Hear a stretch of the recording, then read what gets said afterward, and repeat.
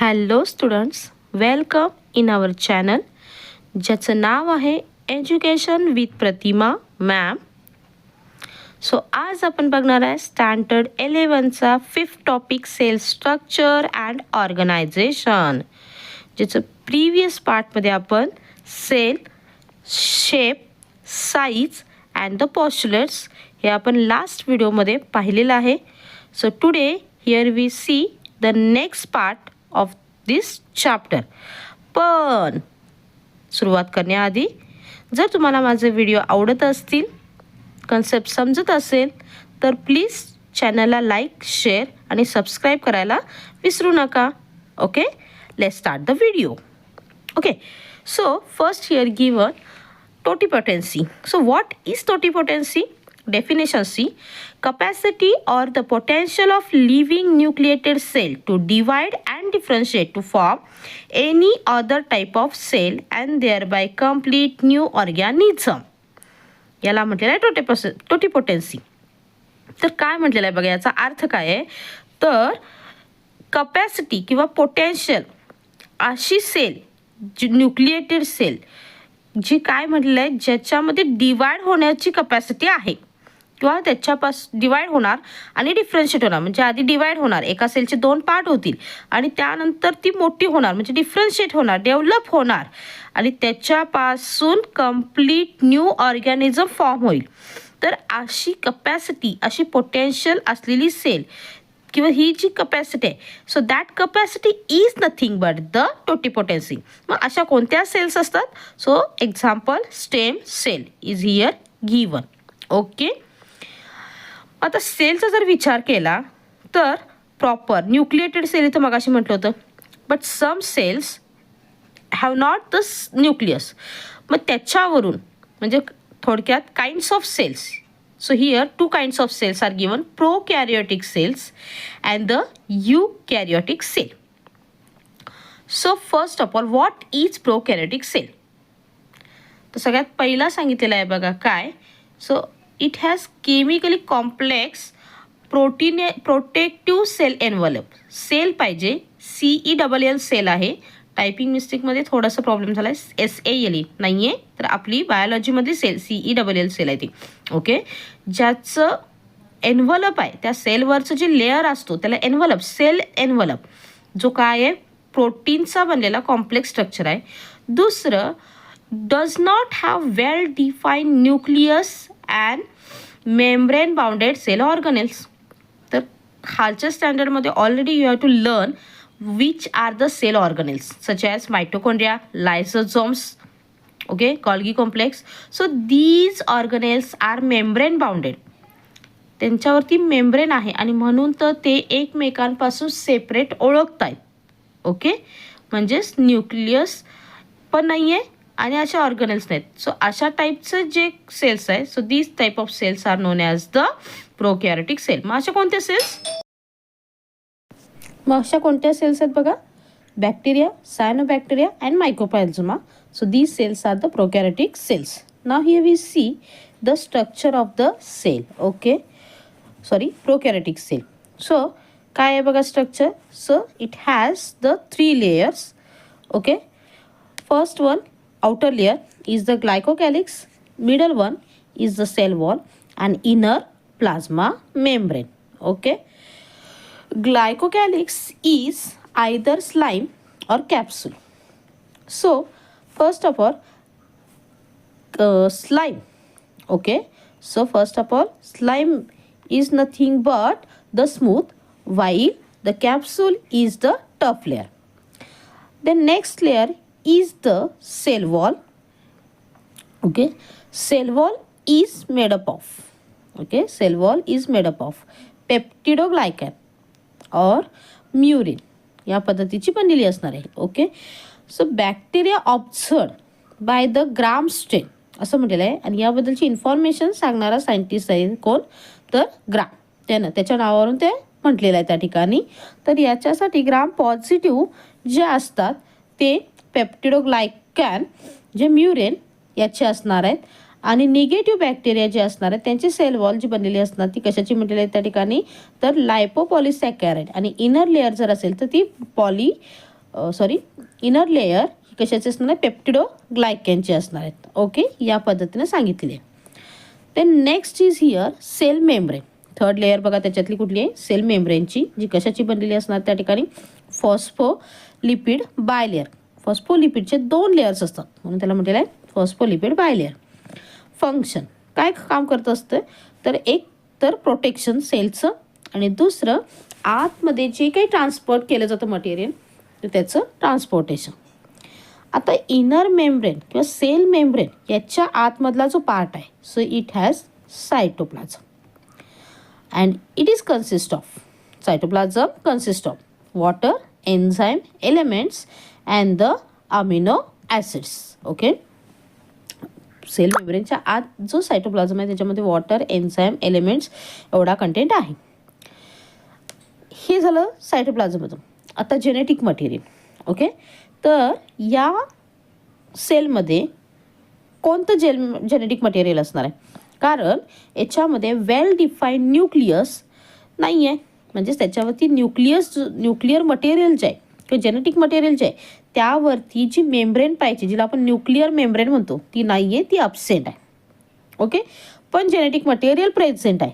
तर कुठलं genetic material आहे त्याच्यामध्ये बघा, so it has single circular, बघा काय म्हणते मी, करेक्शन करा तिथं, single circular coiled DNA. Okay, single circular coiled DNA, RNA आणि non proteins.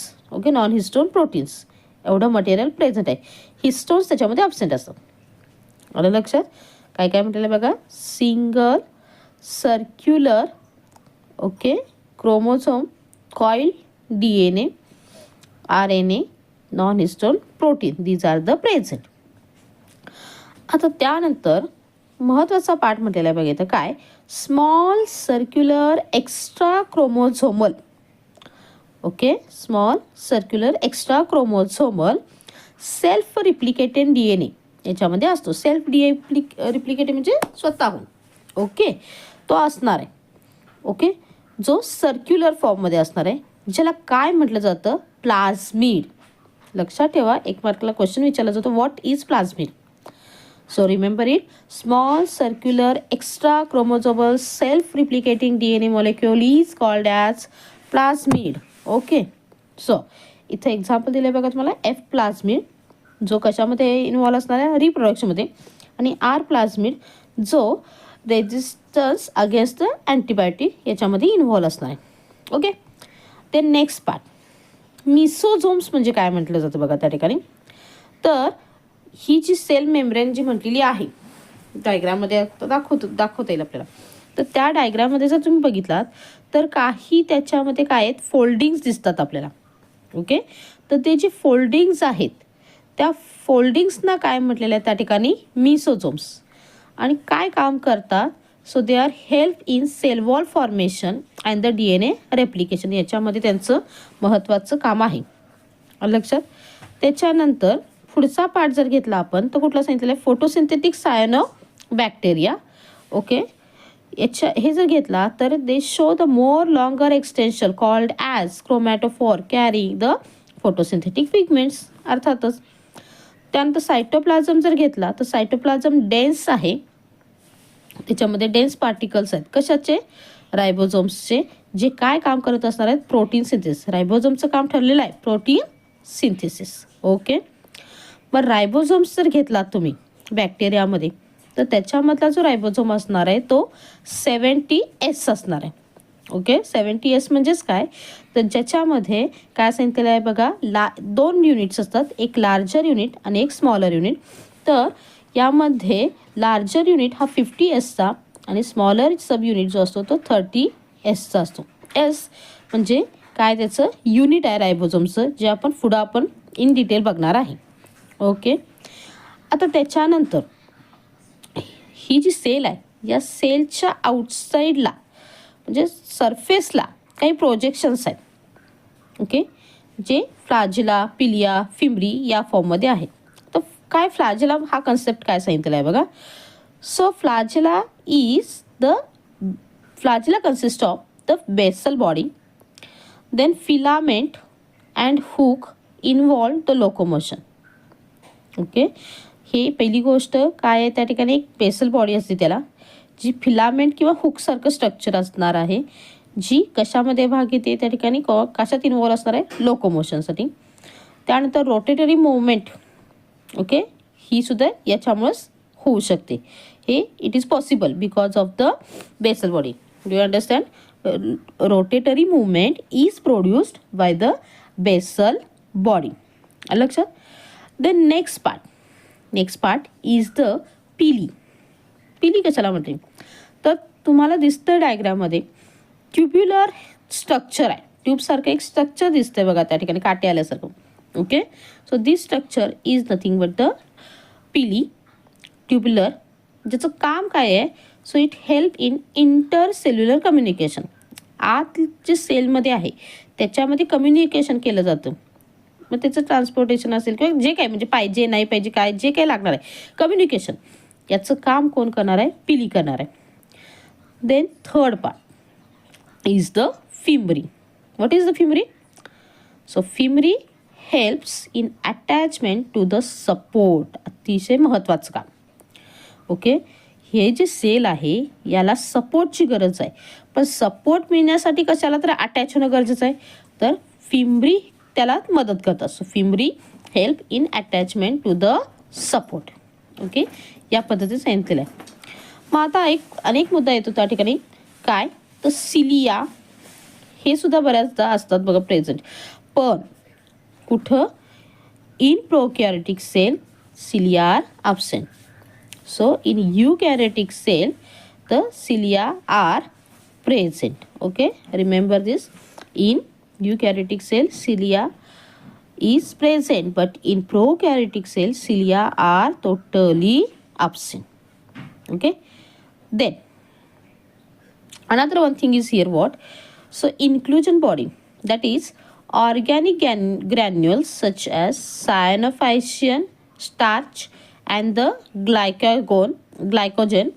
So these are the organic, while the phosphate and sulfur, these are the inorganic granules. Okay, which are include in the cell body. Okay, so in this way here we study the structure and function and components of the prokaryotic cell. Then now the next kind of the cell is the eukaryotic cell. Okay, so in eukaryotic cell, what is the main difference, how it differ from the prokaryotic cell असं म्हणू आपण या ठिकाणी, कारण इथं difference नाही बघायचा सध्या, काय वेगळं आहे याच्यात हे बघा. तर अतिशय महत्त्वाचा पार्ट कोणता, nucleus. So nuclear material is not bounded by nuclear membrane in prokaryotic cell. आणि इथं काय झालेलं आहे, जे न्यूक्लिअर मटेरियल होतं ते न्यूक्लिअर मेम्ब्रेननं काय झालेलं आहे, बाउंड झालेलं आहे. म्हणजेच थोडक्यात आता काय, इथं पहिलाच पॉईंट मी दिलेला आहे काय, the nucleus has definite nuclear membrane, किंवा तुम्ही साध्या सोप्या भाषेमध्ये ट्रू न्यूक्लियस इज प्रेझेंट असं सुद्धा त्या ठिकाणी म्हणू शकतो. आता इथं न्यूक्लियसला जर मेम्ब्रेन असेल तर बाकीचे जे सेल ऑर्गनेल्स आहेत, अदर सेल ऑर्गनेल्स, त्यांना सुद्धा त्या ठिकाणी काय असणार आहे, मेम्ब्रेन प्रेझेंट असणार आहे. That is the membrane bound cell organelles are present in eukaryotic cell. Okay, आणि मग मेम्ब्रेन बाउंड सेल ऑर्गनेल्स याच्यामध्ये प्रेझेंट असल्यामुळं याच्यामधलं जे ऑर्गनायझेशन जे असणार आहे ते निश्चितच कॉम्प्लेक्स आहे, किंवा त्याला काय म्हटलं, हाय डिग्री आहे असं त्या ठिकाणी म्हणण्यात आलं. म्हणजेच काय म्हटलं बघा, so they have the complex or high degree of organisation. Okay, मग example, which are the eukaryotic cells, कुठल्या यूकॅरियोटिक सेल्स असतात तो, तर सगळ्या ज्या सेल्स आहेत प्रोकॅरियोटिक सोडून, ज्या मी मगाशी सांगितलं त्या बॅक्टेरिया, सायनोबॅक्टेरिया, मायकोप्लाझ्मा, या सोडून ज्या असतील त्या अर्थातच कुठल्या असणार आहे, तो युकॅरियोटिक सेल्स असणार आहेत. म्हणजेच प्रोटिस्टा असतील, प्लांट्स असतील, ॲनिमल्स असतील किंवा फंजाय असतील. Okay, so these cells are the eukaryotic cells. Okay, आता what are the components of these cells, eukaryotic cell? Okay, so it has many cell components. So these cell components we will study in our next video. Okay, so here we stop. If you like this video, please like, share and subscribe to my channel.